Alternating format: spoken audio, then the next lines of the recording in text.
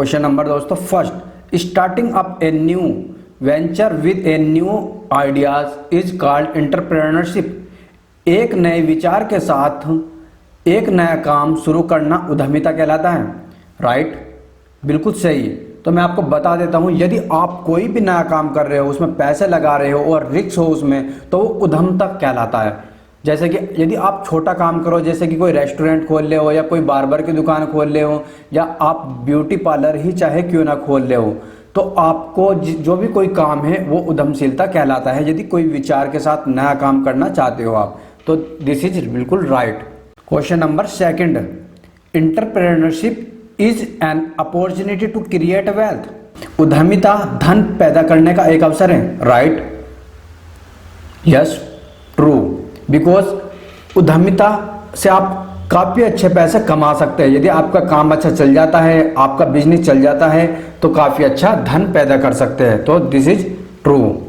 Question number third, which of these is an example of entrepreneurship. इसमें से कौन उद्यमशीलता का एक उदाहरण है? तो मैं आपको बता देता हूँ, इसमें फर्स्ट बिल्कुल राइट है, क्योंकि स्टार्टिंग अप ए बिजनेस, कि आप एक बिजनेस स्टार्ट कर रहे हो एक अच्छे विचारों के साथ और मॉड्यूल के साथ और लेस रिस्क के साथ, तो एक पुराने विचार, मौजूदा व्यापार मॉड्यूल और कम जोखिम के आधार पर व्यवहार शुरू करना। तो इसलिए आप बिजनेस स्टार्ट कर रहे हो, तो आपका ये बिल्कुल सही है। तो फर्स्ट बिल्कुल राइट है। Question number fourth, which of this is an example of entrepreneurship. इसमें से कौन उद्यमशीलता का एक उदाहरण है? तो first, starting up a new type of restaurant in a city. एक शहर में नए प्रकार के रेस्तरां शुरू करना। Working is a call centre BPO, call centre या बीपीओ में काम करना। C, teaching mathematics in a coaching centre, एक कोचिंग सेंटर में गणित पढ़ना या गणित पढ़ाना। Managing and completing task given by the boss in A company, किसी कंपनी में बॉस द्वारा दिए गए कार्यों को प्रबंधित करना और पूरा करना। तो दोस्तों इसका फर्स्ट बिल्कुल राइट है। मैंने आपको बताया था, यदि आप कोई भी काम शुरू कर रहे हैं रिस्क के साथ किसी भी नए शहर में, तो ये होएगा फर्स्ट बिल्कुल सही है कि एक शहर में नए प्रकार के रेस्तरां शुरू करना। Question number 5, an entrepreneur is one who is involve in a few of this activities, managing, organising, innovating, assuming risk, ETC. एक उद्यम वह होता है जो इन गतिविधियों के फ्यू में शामिल होता है: प्रबंधन, आयोजन, नवाचार, जोखिम ग्रहण करना आदि। तो दोस्तों बिल्कुल सही है। यदि आप ये चीज़ नहीं कर सकते तो आप बिल्कुल भी एंटरप्रेन्योर नहीं हो सकते हैं। तो उद्यमी केवल वही हो सकता है जो केवल ये रिस्क, जोखिम, नवाचार आदि वगैरह लेता है। तो दिस इज राइट। तो ए बिल्कुल राइट है। Question number 6, an entrepreneur does the following activities: managing or organizing and make all the decision by the himself. Right?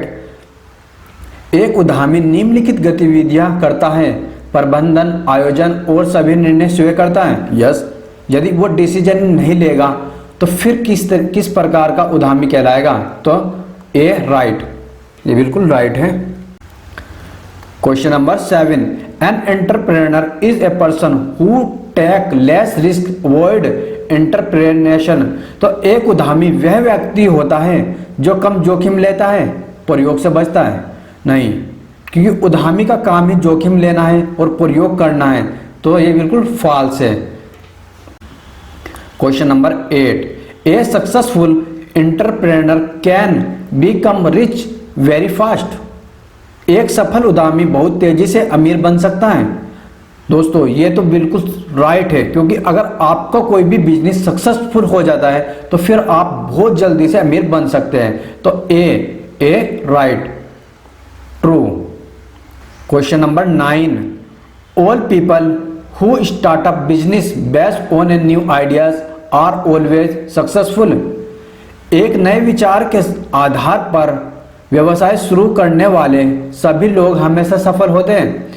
तो दोस्तों आपको ये बिल्कुल कैसा लगा, आप अपनी मर्जी से सोच सकते हैं कि यदि आप कोई भी काम शुरू करते हैं तो सारे काम सक्सेसफुल हो जाते हैं। नहीं दोस्तों, कुछ असफल होते हैं और कुछ सक्सेसफुल हो जाते हैं। तो बिल्कुल इसका फॉल्स, गलत है।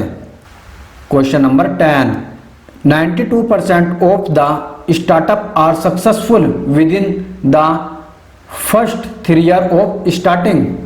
92% स्टार्टअप शुरू होने के पहले 3 वर्ष के भीतर सफल होते हैं। फॉल्स दोस्तों, कुछ हो जाते हैं और कुछ रह जाते हैं, तो ये भी निश्चित नहीं है, तो इसलिए इसका भी फॉल्स होगा।